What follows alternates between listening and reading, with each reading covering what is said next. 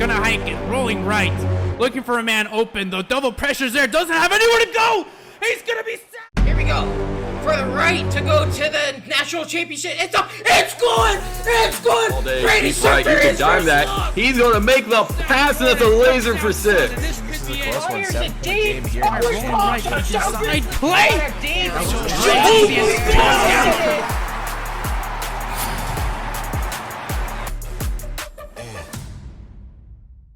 We are through 6 weeks of Season 3 of the HFL. There are 4 more weeks in the regular season, and teams are starting their final pushes for the playoffs. Here's all the highlights from the weekend, starting in Anaheim, where the Black Knights hosted the Albuquerque Falcons. Commentary by Merce. Rolls out right. It's caught. Touchdown. Falcons. And, of course, make sure that if you want to be part of these games, get signed to a team and have fun. Here you go. Lobs one up for the 1-on-1. Hits up. Central. Touchdown. Falcons. Smith looking. Steps up. Middle. And he's in. Touchdown. Black Knights. Smith rolls out left. Could have that comeback. Fires. And Meg is wide open. He's at the 35-30. 25. 20. 15. 10. 5. He's going all the way. Touchdown. Anaheim. 87 yards. 2nd and 15. Hurdle. Whoa. Spin move. On the skates. Touchdown. Falcons. What? What? Michael Vick. Who? Feeney. Dude. Hurdles a man. Absolute spin move. Gets one guy on skates. Excuse me. Final score in Anaheim, 58-42. On now to Minnesota, where the Panthers hosted the Detroit Guardians. Commentary by Giasa. Clocked out almost a minute. Finds the end zone. It's going to be a touchdown, Avians. To number 66. Don't get it twisted. He's here to play. Here we go. Sandy rolls left. The blocking isn't there. Avian's absolutely free. But here we go. 1v1 to the left side. The angle is there. It's going to be caught. What a touchdown. And what a catch by Dad. Number 17. A big 3rd and 15 here for Minnesota. They have to find the stop to try to find the lead. Avian's plenty of room. He will take it. Sandy trying to block it off. Nice tackle. Or nice block there by number 80. Avians is still up. Oh my God. No way. Avians. He could find it as number 7 is just AFK. He's not going to get there. The blocking is here, and he will take it into the end zone and dabs him up just like that. Avians, holy moly, what a play.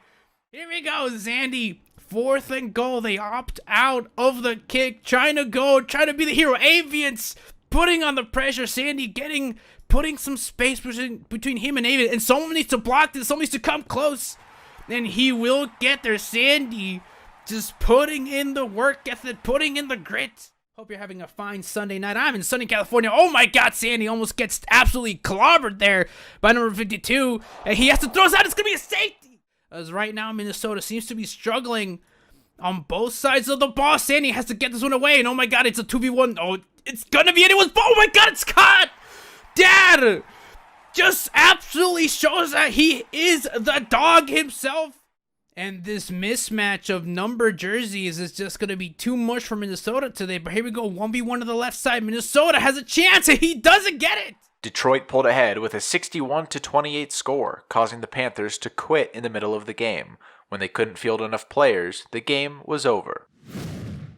The Houston Hornets traveled to New Orleans in hopes of taking a much-needed W to get themselves back into the season. They took an early lead and never looked back, allowing just 2 scores from the Outlaws, securing their first divisional win. Juicy John and the Baltimore Cavaliers traveled to Toronto in hopes of securing their 3rd win in a row. They scored early and often, allowing just 1 field goal from the Bears. Juicy John's receiving touchdown sealed the mercy rule for his team.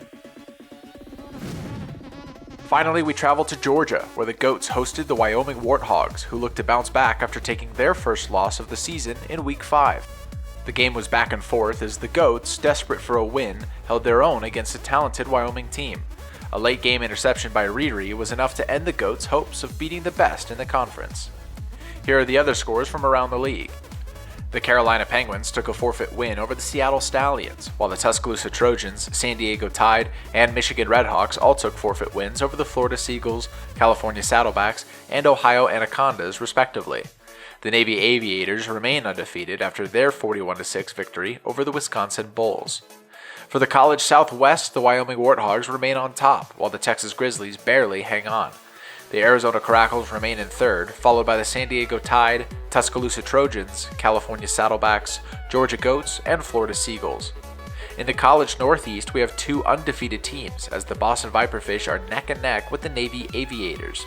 The Chicago Peaches hold on to second with their domination in the North.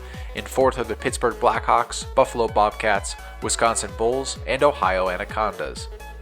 On the pro side of things, we have just one undefeated team remaining, as the Green Bay Ballers sit on top of the Northeast.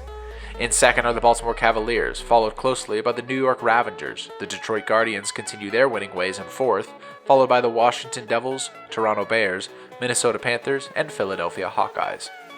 In the Pro Southwest, the Carolina Penguins are the new kings, followed by the Albuquerque Falcons in second.